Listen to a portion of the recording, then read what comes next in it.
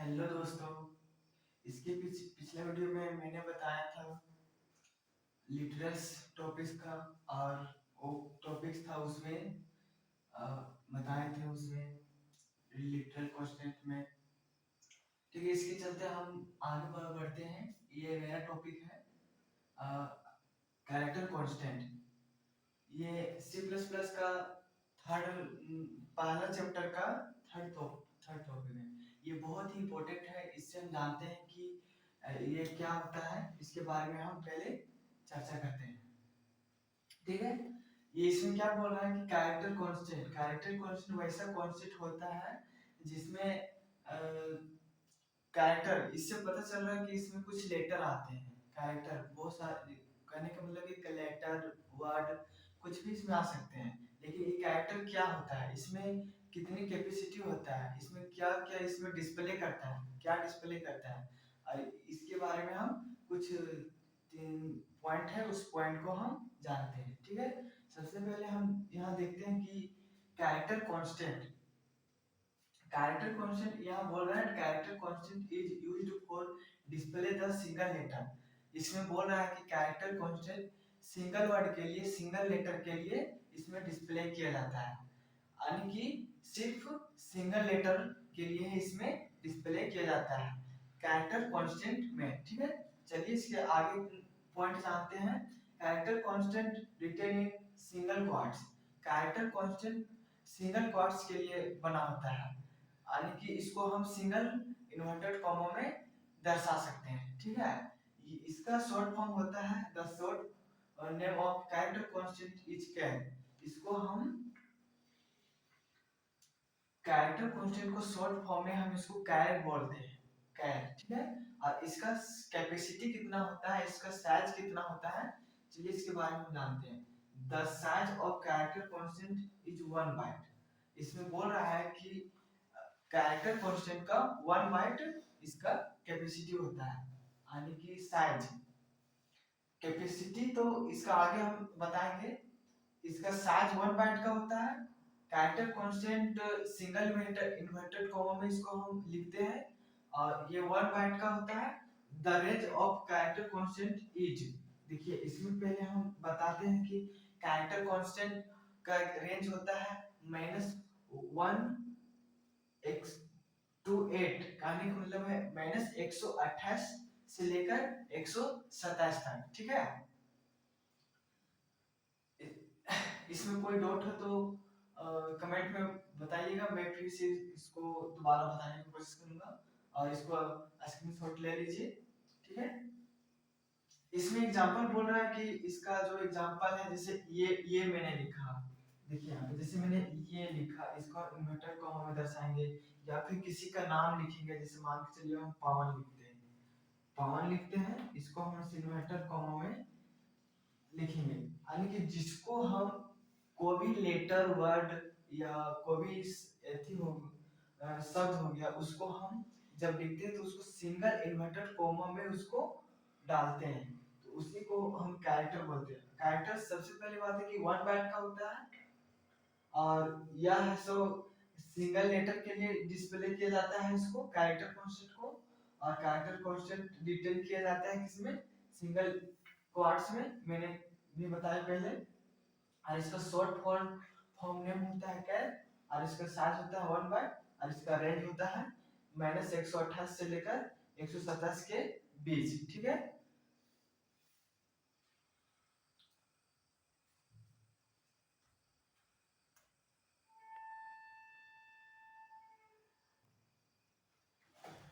ठीक है, इसके ये अगला टॉपिक है। ये इसमें बोल रहा है कि सम स्पेशल कैरेक्टर कांस्टेंट। इसके पहले मैंने बताया था कैरेक्टर कांस्टेंट क्या होता है, इसके बारे में मैंने 2-4 पॉइंट इसको हम देखे थे। और इसका एक स्पेशल कैरेक्टर कांस्टेंट है, और इसमें कुछ स्पेशल कैरेक्टर है, और उसका जो क्या मीनिंग होता है वो इसमें हम लिख दिए हैं। इस टेबल में आप लोग ध्यानपूर्वक देखिएगा। ठीक है, इसमें कह रहा है कि स्लैश, ये इसका मतलब होता है अलर्ट बेल। ये जो स्लैश है इसका मतलब होता है अलर्ट बेल। सबसे पहले हम लोग जानते हैं कि सी प्लस प्लस लैंग्वेज है, और ये लैंग्वेज बहुत ही इजीली होता है। इसको हम समझ पा, जब तक हम इसको हम बेसिक चीज को नहीं समझेंगे, इससे आगे हम टॉपिक नहीं समझ पाएंगे। तो सबसे पहले हम इसको छोटे छोटे जो चीज है उसको पहले हम जान लेते हैं। ये इसमें बोल रहा है कि स्लैश ए का मतलब होता है अलर्ट बेल, और इसमें होता है स्लैश बी, इसका होता है बैक स्पेस। जब हम कंप्यूटर को ऑपरेट करते हैं, या फिर जब हम कीबोर्ड के सामने जब हम बैठकर उसको ऑपरेट करते हैं, तो सबसे पहले ये सारे कीवर्ड हमको दिखाई देता है। किसमें? जब हम कीबोर्ड में टैपिंग वगैरह या तो फिर उसमें ऑपरेट करते हैं, तो ये सारे वर्ड हमें कीवर्ड होता है जो दिखाई देता है। स्लैश ये और अलर्ट बेल, इसका मतलब अलर्ट बेल होता है। यानी किसी किसी में तो कोई कीवर्ड होता है जो नहीं रहता है, लेकिन इसको समझना पड़ता है। स्लैश बी का मतलब होता है बैक स्पेस, स्लैश एफ का मतलब होता है फॉर्म फील्ड, और ये स्लैश टी का मतलब होता है हॉरिजॉन्टल टैब, और स्लैश भी का मतलब होता है वर्टिकल टैब, और स्लैश जीरो का मतलब होता है नल कैरेक्टर। इससे तो साफ साफ पता चल रहा है, जब हम स्लैश जीरो लगा के किसी को या फिर इसको ऑपरेट करते हैं, तो स्लैश जीरो का मतलब तो यहाँ खुद ही दिखा रहा है कि इसमें क्या है। जीरो का मतलब ना कुछ भी नहीं। तो इसमें ये कुछ स्पेशल कैरेक्टर कांस्टेंट है, ठीक है। इसके आगे हम फिर बताऊंगा जिसका नाम है स्ट्रिंग कांस्टेंट। ये भी मुख्यतः चार प्रकार के तो होता है, मैंने तीन बता दिया, और इसके आगे अभी स्ट्रिंग कांस्टेंट जानेंगे, ठीक है।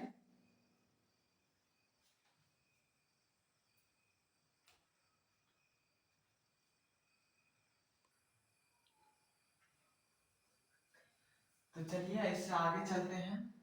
स्ट्रिंग कांस्टेंट ये बहुत ही महत्वपूर्ण टॉपिक है, ये क्लास 12 वालों के लिए है, और ये एमसीक्यू इसमें पूछा जाता है मॉक टेस्ट में। एमसीक्यू क्वेश्चन ये इससे 3 नंबर का पूछा जाता है बोर्ड में, जैक बोर्ड। और इससे सबसे पहले हम इसको यह जान लेते हैं कि स्ट्रिंग कांस्टेंट होता क्या है। सबसे पहले मैंने बताया था इसके पहले कैरेक्टर कांस्टेंट, इसके बाद फिर है स्ट्रिंग कांस्टेंट। स्ट्रिंग कांस्टेंट के कुछ पॉइंट्स हैं, इस पॉइंट्स को हम जान लेते हैं, और यही बहुत ही महत्वपूर्ण है। एमसीक्यू इसमें बहुत सारे इसमें एमसीक्यू बनता है, लेकिन इससे 3 नंबर के लिए फिक्स पूछा जाता है, ठीक है।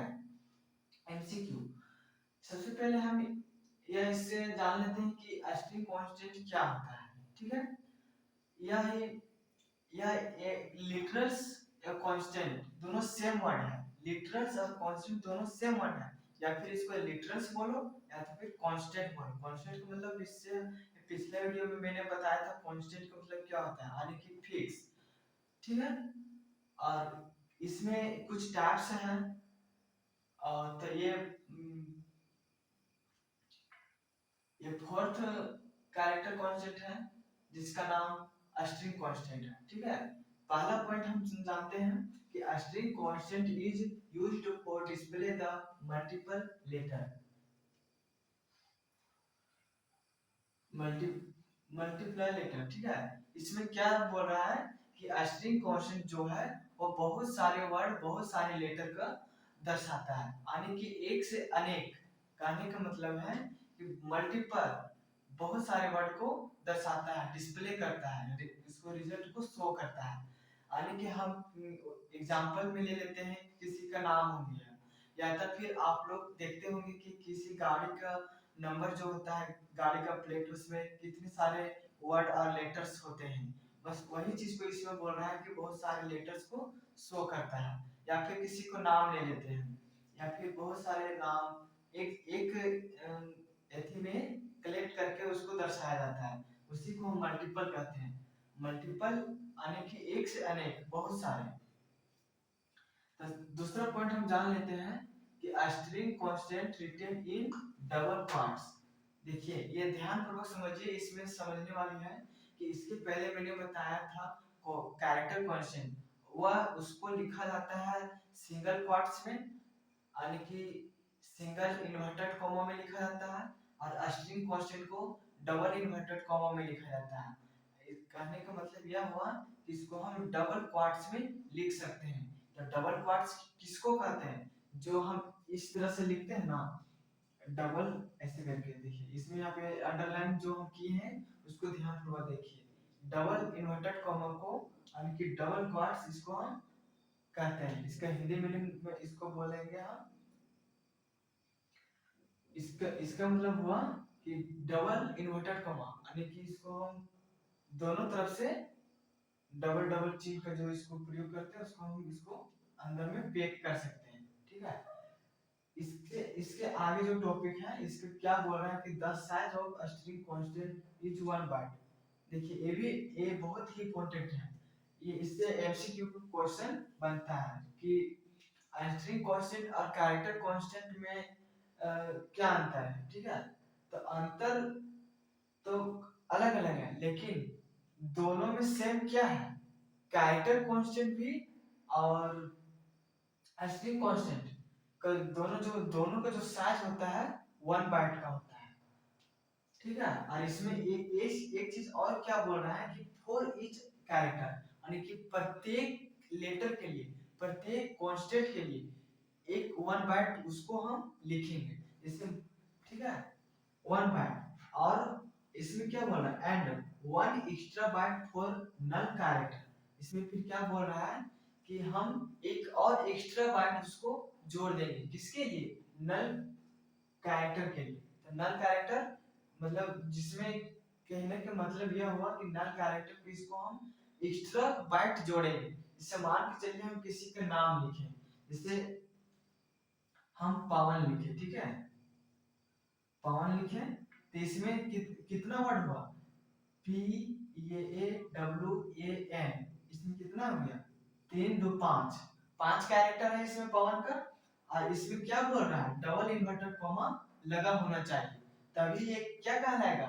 String constant. इसको हम काउंट करते हैं तो पवन में कितने कितने लेटर आया? 5, 5 आया। और इसमें एक्स्ट्रा भी जोड़ना है, किसके लिए? नल कैरेक्टर के लिए। तो इसमें हम क्या बोलेंगे? पवन में इसमें 5 कैरेक्टर आया और एक एक्स्ट्रा जोड़ देंगे, किसके लिए? नल कैरेक्टर के लिए। इसको हम क्या लिखेंगे इसमें? तो इसको हम लिखेंगे 6 बाइट। ठीक है, 6 बाइट इसके लिए लिखेंगे। ठीक इसी तरह हम किसी का भी नाम ले, दुनिया में कोई भी ऐसा नाम, कोई भी ऐसा मल्टीपल लेटर हो, उसको हम डबल इन्वर्टेड कॉमा में पैक करके उसको हम प्रत्येक लेटर को काउंट करके और एक एक्स्ट्रा जोड़ करके उसको हम काउंट करेंगे और एक एक्स्ट्रा जोड़ करके जो हम लिखेंगे वही उसका क्या आएगा? स्ट्रिंग कांस्टेंट का बाइट। ठीक है, जैसे मान के चलिए इसमें हम एग्जांपल में मैंने लिखा है हैप्पी, तो हैप्पी में कितना वर्ड है? 1 2 3 4 5, 5 है, यानी कि HAPPY 5 हो गया। ये 5 लेटर और एक किसके लिए जोड़ेंगे? नल कैरेक्टर के लिए। तो इसमें कितना हो गया? इसमें भी कितना हो गया? 6 बाइट हो गया। ठीक है, 6 बाइट। जैसे मान के चलिए हम फिर लिखेंगे जैसे वेलकम, वेलकम लिखेंगे तो इसमें कितने लेटर आते हैं? इसे जोड़ लेते हैं, 1 2 3 4 5 6 7, वेलकम। ठीक है, 7 तो इसमें कैरेक्टर यानी कि लेटर है और एक एक्स्ट्रा जोड़ेंगे नल कैरेक्टर के लिए, तो इसमें कितना हो जाएगा? 8 बाइट, मतलब 8 बाइट। ठीक है, आप समझ में आ गया होगा कि स्ट्रिंग कांस्टेंट किसको कहते हैं। ठीक है, आप आई होप, मैं आशा करता हूँ कि ये जो मैंने टॉपिक बताया आप लोगों को अच्छी तरह से समझ में आया होगा, और नहीं समझ में आया होगा तो आप कमेंट करके वहां पे बोल सकते हैं। ठीक है, आज तक यहीं तक रहने देते हैं, इसके बाद में नेक्स्ट वीडियो में इसका एक एग्जांपल बताऊंगा कि कैरेक्टर कांस्टेंट, स्ट्रिंग कांस्टेंट का जो क्वेश्चन कैसे बनते हैं और उसका कैसे उसको सॉल्व करते हैं और कैसे उसको लिख सकते हैं। ये बहुत ही इंपॉर्टेंट है, इसको जब तक नहीं समझिएगा तब तक इसके एमसीक्यू क्वेश्चन नहीं बना पाइएगा। ठीक है, ठीक है, उसके बाद यहीं तक आज तक रहेगा लास्ट वीडियो। इसके बाद नेक्स्ट टॉपिक में मिलते हैं, इसका कैसे इसका क्वेश्चन बनता है। ठीक है, जय हिंद।